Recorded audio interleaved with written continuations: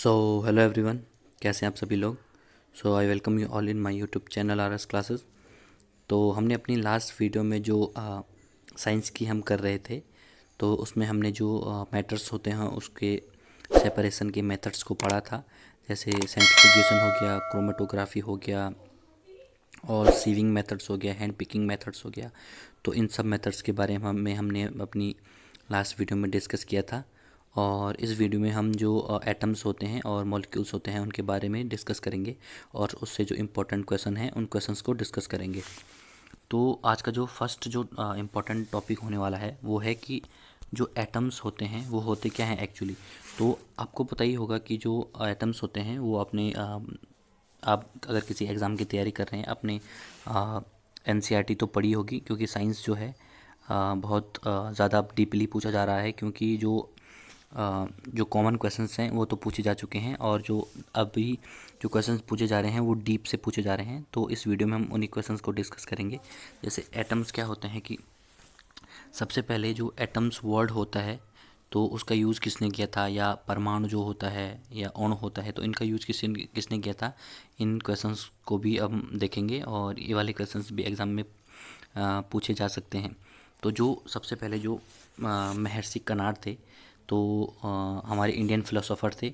तो उन्होंने सबसे पहले ये कहा था कि सपोज कोई मैटर है, अगर ये सपोज कोई मैटर है और अगर हम इसको छोटे छोटे छोटे छोटे टुकड़ों में अगर हम डिवाइड करेंगे तो एक ऐसी स्टेज आएगी कि हम अगर सपोज हम इसको डिवाइड करते रहेंगे तो ऐसा टाइम आएगा कि हम इस चीज़ को डिवाइड नहीं कर सकते हैं। सपोज इतना छोटा एक पार्टिकल बचा जिसको कि हम डिवाइड नहीं कर सकते हैं।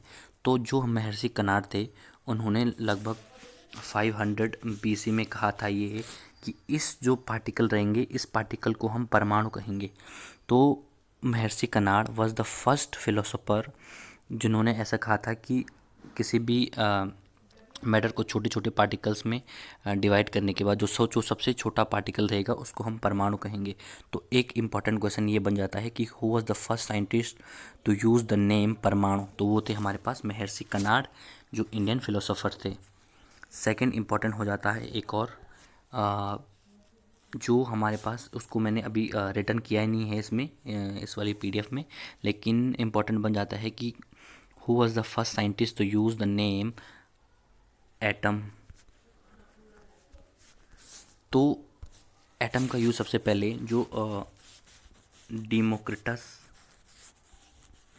जो ग्रीक फिलोसोफर थे डेमोक्रिटस, और सेकंड जो थे हमारे वो थे हमारे पास ल्यूसिपस ल्यूसिपस।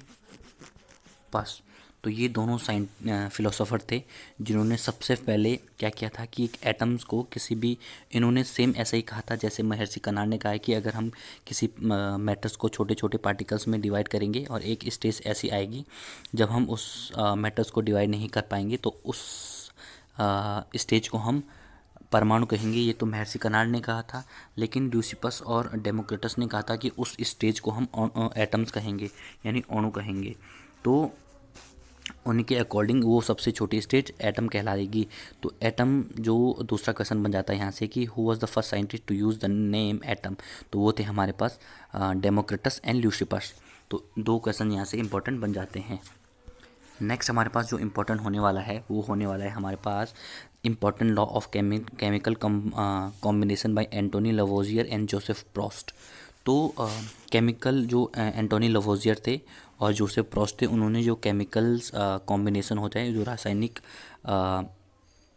कॉम्बिनेशन होता है, उसके बारे में उन्होंने दो लॉ को डिफाइन किया था। फर्स्ट लॉ था लॉ ऑफ कंजर्वेशन ऑफ मास। तो उन्होंने कहा था कि सपोज़ हम कोई केमिकल रिएक्शन करते हैं तो उस केमिकल रिएक्शन के टाइम पे जो मास होता है किसी भी चीज़ का, यानी कोई भी चीज़ है सपोज़, तो कोई भी केमिकल कंपाउंड है तो उसका मास हो गया, वो ना तो बढ़ता है और ना ही घटता है किसी भी केमिकल रिएक्शन के टाइम पे। तो ये था हमारे पास law of chemical conservation of mass, यानी मास क्या रहता है, कांस्टेंट रहता है जब हम कोई केमिकल रिएक्शन कराते हैं। सेकंड जो लॉ था हमारे पास ये था लॉ ऑफ कांस्टेंट प्रोपोर्शन, यानी अगर सपोज हम किसी भी केमिकल सब्सटेंस और का रिएक्शन कराते हैं, तो उसमें जो भी एलिमेंट रहते हैं तो वो एलिमेंट एक जो क्या करते हैं वो एक डेफिनेट प्रोपोर्शन में रहते हैं, यानी उनका रेशियो अगर उनका अलग अलग रहेगा। जैसे वाटर का सोर्स है, तो वाटर का सोर्स अगर हम किसी भी सोर्स से अगर वाटर को हम निकालते हैं तो वो हमेशा एक डेफिनेट प्रोपोर्शन यानी 1:8 1:8 के रेशियो में हमेशा कोई भी सोर्स होगा तो वो एक 1:8 के रेशियो में निकलेगा। तो ये हमारा पास था लॉ ऑफ कांस्टेंट प्रोपोर्शन, जो कि हमारा जो प्रॉस्ट थे उन्होंने दिया था, ये सेकंड लॉ। तो ये हमारे पास दो इम्पॉर्टेंट हो जाते हैं। तो ये वाले क्वेश्चन बहुत बार पूछे भी जा चुके हैं। नेक्स्ट इम्पॉर्टेंट हमारे पास हो जाता है जॉन डाल्टन। तो जो जॉन डाल्टन था ये हमारे पास ब्रिटिश केमिस्ट थे। तो उन्होंने क्या किया था कि फर्स्ट में उन्होंने सबसे पहले जो हमारे पास केमिकल कॉम्बिनेशंस की जो थ्योरी होती है उसके बिहाफ पे उन्होंने सबसे पहले उनका जो लॉ था वो उस बेस पे था। तो एग्ज़ाम में पूछा जाता है कि जो हमारे पास जॉन डाल्टन थी उनकी थ्योरी किस चीज़ पे बेस्ड थी। तो जो जॉन डाल्टन की जो एटॉमिक थ्योरी थी वो हमारी conservation of mass and law of definite proportion पे डिपेंड थी। तो जो कि मतलब हमारा लॉ ऑफ केमिकल कॉम्बिनेशन था, तो उस पर हमारे पास जॉन डाल्टन की थ्योरी डिफाइन थी। तो उनके अकॉर्डिंग क्या था, उनकी एटॉमिक थ्योरी के अकॉर्डिंग क्या था, ये हमें ये जो हमारे पास 9th क्लास है उसके मैंने फ़ोटो क्लिक करके रखी है। तो उन्होंने क्या किया जी, all matter is made up of very tiny particles called atom. तो उन्होंने भी सेम वैसे ही कहा जैसे कि हमारे पास जो ल्यूसिपस और जो हमारे पास डेमोक्रिटस थे, उन्होंने कहा था कि सबसे मैटर का जो सबसे छोटा पार्टिकल्स होता है वो एटम कहलाता है, जो कि हमारे पास केमिकल रिएक्शन में क्या करता है, भाग लेता है यानी पार्टिसिपेट करता है। सेकंड उनकी एटॉमिक थ्योरी क्या थी कि atoms are invisibles particles which can't be created और destroyed in a chemical reaction. उन्होंने क्या किया था कि जब हम कोई केमिकल रिएक्शन कराते हैं तो उसमें ना ही कोई एटम्स के जो पार्टिकल्स होते हैं ना ही वो डिस्ट्रॉय होते हैं और ना ही वो बनते हैं, ना मीन्स कांस्टेंट रहते हैं किसी भी केमिकल रिएक्शन में। थर्ड था उनका कि atom is given element are identical in mass and chemical properties. तो उन्होंने कहा था कि जो एटम्स रहते हैं किसी भी एलिमेंट के, तो वो एक आइडेंटिकल मास और जो उनकी प्रॉपर्टी रहती है वो केमिकल रहती है। तो थर्ड इनका था एटॉमिक थ्योरी थी। फोर्थ इनका क्या था, फोर्थ इन्होंने क्या कहा था कि atoms of different elements have different masses and chemical properties. तो उन्होंने कहा कि कोई भी एलिमेंट है तो उनकी जैसे हाइड्रोजन है और ऑक्सीजन है, तो ये अलग अलग एलिमेंट्स हैं, तो इनकी अलग अलग मासेस होंगी और अलग अलग क्या होंगे, इनकी केमिकल प्रॉपर्टीज़ होगी। तो ये उनका चौथा एटॉमिक थ्योरी का पॉइंट था। नेक्स्ट हमारे पास हो जाता है इनके पास पांचवा, atoms combine in a ratio of small whole numbers into to form compound. तो क्या करते हैं, इन्होंने कहा कि जो एटम्स रहते हैं, एटम्स जो होते हैं वो जुड़ते हैं एक दूसरे से कि जो जिससे कि कंपाउंड फॉर्म होता है। तो ये इनका एटॉमिक थ्योरी का एक नया कॉन्सेप्ट था। तो ये सब उनकी अवधारणाएं थी जो कि उन्होंने किसी भी एटम्स के बारे में दे रखी थी। तो ये हमारे पास इम्पॉर्टेंट हो जाता है। तो नेक्स्ट इम्पॉर्टेंट हमारे पास क्वेश्चन बन जाता है कि who was the first scientist to use the symbol of elements. तो जो हमारे पास एलिमेंट थे जैसे हाइड्रोजन हो गया, कार्बन हो गया, ऑक्सीजन हो गया और फॉस्फोरस हो गया, तो ये सारे क्या होते हैं, हमारे पास एलिमेंट होते हैं। तो जॉन डाल्टन क्या थे, वो फर्स्ट साइंटिस्ट थे कि उन्होंने क्या किया कि जो हाइड्रोजन है, नाइट्रोजन, ये एलिमेंट है जितने भी सारे, उनके लिए एक सिंबल दिया उन्होंने। तो यहाँ से हमारे पास इंपॉर्टेंट क्वेश्चन बन जाता है कि वो कौन से साइंटिस्ट थे जिन्होंने सबसे पहले ही कि एलिमेंट का सिंबल दिया था। तो वो थे हमारे पास जॉन डाल्टन। तो हाइड्रोजन का इन्होंने ये वाला साइन दिया था, कार्बन का इन्होंने सिंपल गोला दिया था और उसके अंदर पूरा फिल्ड किया था ऐसे ही गोला टाइप का। ऑक्सीजन का इन्होंने टोटल ओ टाइप का दिया था ऑक्सीजन। फॉस्फोरस का ये था, सल्फर का ये था। तो इन्होंने he was the first scientist to give the symbols of element. तो ये हमारे पास इंपॉर्टेंट हो जाता है। तो नेक्स्ट है हमारे पास मोनोएटॉमिक। तो मोनोएटॉमिक ऐसे एलिमेंट होते हैं जो कि अपने ही मन में सिंगल मॉलिक्यूल्स के रूप में रहते हैं, तो उनको हम मोनो एटॉमिक कहते हैं। कि जैसे हमारे पास एग्जांपल के लिए हो गया ऑर्गन, हीलियम, ऑर्गन का सिंबल AR होता है, हीलियम का हमारे पास HE होता है। तो ये सारी चीज़ें होती हैं हमारे पास, ये हमारे पास एलिमेंट्स हैं, ये हमारे पास मोनो एटॉमिक एलिमेंट्स कहलाते हैं। सेकंड हमारे पास हो जाता है डाई एटॉमिक।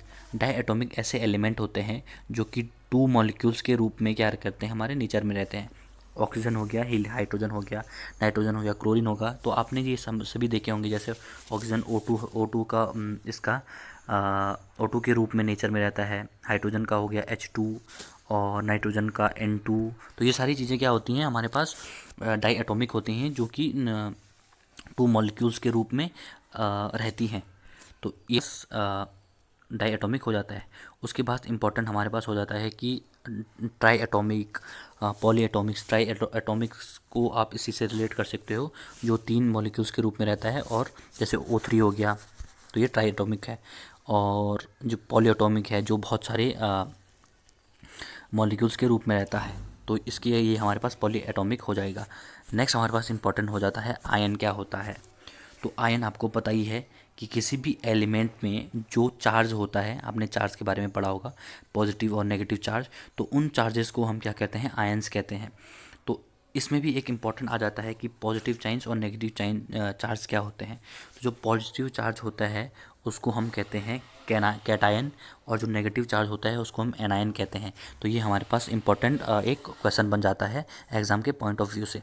तो जैसे एग्जांपल हो गया हमारे पास सोडियम क्लोराइड, जो नमक होता है NaCl। तो जो Na होता है वो हमारे पास पॉजिटिव चार्ज होता है, जिसको कि हम कैटायन कहते हैं। और जो Cl होता है हमारे पास नेगेटिव चार्ज होता है, जिसको कि हम एनायन कहते हैं। तो ये इसका एग्जाम्पल हो जाएगा। तो सेकंड एग्जांपल जैसे हम HCl को लिख सकते हैं, हाइड्रोजन क्लोराइड हो गया, और Na2CO3 सोडियम कार्बोनेट हो गया। तो ये कुछ एग्जांपल हैं हमारे पास।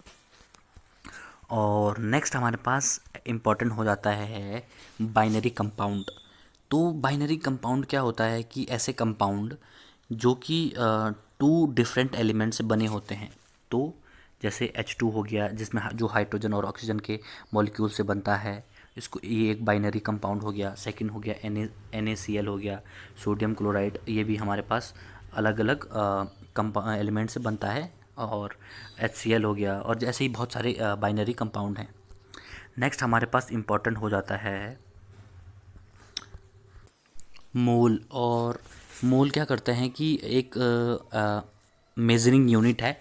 तो 1 मोल की वैल्यू हमारे पास 6.022 इंटू 10⁻23 होता है 1 मोल की वैल्यू। तो ये हमारा इंपॉर्टेंट हो जाता है। और इसे हम एवोगाद्रो नंबर भी कहते हैं। आपने पढ़ा होगा व्हाट इज़ एवोगाद्रो नंबर, तो इसको हम एवोगाद्रो नंबर भी कहते हैं 6.022 इंटू 10⁻23 को। तो ये हमारे पास इंपॉर्टेंट हो जाता है। और हमारे पास इसमें मॉलिक्यूल्स भी के बारे में भी था, और हमारे पास इसमें बहुत सारी चीज़ों के बारे में था, जैसे सिंबल्स को कैसे लिखते हैं, किसी भी केमिकल फार्मूला कैसे लिखते हैं। तो केमिकल फार्मूला के बारे में मैं आपको बता देता हूँ। सपोज कोई केमिकल फार्मूला है, जैसे NaCl ही मान लेते हैं हम। तो ये केमिकल फार्मूला सबसे पहले क्या करते हैं, इसको लिखने का 1-2 रूल्स होते हैं। सबसे पहले कि जो हमारे पास मेटल होता है उसको हम लेफ़्ट साइड में लिखते हैं, और जो नॉन मेटल होता है उसको हम राइट साइड में लिखते हैं। चाहे आप कितने भी कंपाउंड के केमिकल फार्मूले उठा के देख लीजिएगा, मेटल और नॉन मेटल सबसे में डिफरेंस होगा। मेटल हमारे पास लेफ़्ट साइड में रहता है और नॉन मेटल हमारे पास राइट साइड में रहता है। तो ये किसी भी केमिकल फार्मूले को लिखने का रूल होता है। तो ये हमारे पास एक ये भी था। और एक हमारे पास इसमें आयंस के बारे में मैंने आपको बता दिया है, ये भी उसमें था। और कुछ उसमें मॉलिक्यूलर मास और मॉलिक्यूलर कॉन्सेप्ट के बारे में भी था, जो कि एग्ज़ाम के पॉइंट ऑफ व्यू से उतना इंपॉर्टेंट होता नहीं है। सिर्फ उसमें मोल क्या है और मोल के बारे में पूछा जाता है। और मास यूनिट तो एक मोल को ही हम मास कहते हैं, मॉलिक्यूलर मास। तो 1 mole equal to molecular mass. तो ये हमारे पास इंपॉर्टेंट हो जाता है। और कुछ इंपॉर्टेंट इसमें बाकी उतना इंपॉर्टेंट है नहीं, केमिकल फार्मूला लिखने को आते हैं वो, जो कि हमारे सिर्फ जो है NCERT की जो बोर्ड होता है उसमें आते हैं, बाकी हमारे कौन उसमें क्या बोलते हैं उसको, कॉम्पिटिटिव एग्ज़ाम्स में ये सारी चीज़ें आती नहीं हैं, तो ये हमारे पास इंपॉर्टेंट हो जाता है। तो इस वीडियो में इतना ही। तो बाकी नेक्स्ट वीडियो में मैं क्या करूँगा कि जो ऑप्शंस पे बेसिस क्वेश्चन रहते हैं उनको करूँगा।